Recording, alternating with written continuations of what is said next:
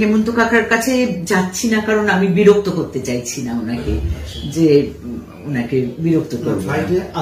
ফ্লাইটে আগে পরে আমি আগে বসেছি, উনি পেছনের দিকে সিট ওনার, তো ওরম বসেছি। উনি এসে আমার সঙ্গে আইলে দাঁড়িয়ে আমার সঙ্গে কথা বলছেন। আমি উঠে দাঁড়িয়ে পেছন থেকে চলে এসছে, পেছন থেকে চলে, মমতা কেমন আছো বলো, কি খবর বলো। আমি লজ্জায় মানে আমি কোথায় যাব আমি বুঝতে পারছি না, মানে প্লেন থেকে ঝাঁপিয়ে পড়তে পারলে বাঁচি।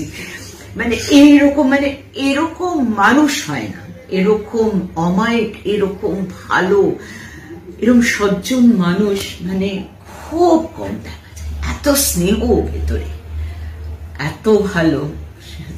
মানে এটা আমার সৌভাগ্য হয়েছিল, মানে এরকম কয়েকজনের সঙ্গে আমার আলাপ হওয়া, দেখা হওয়া।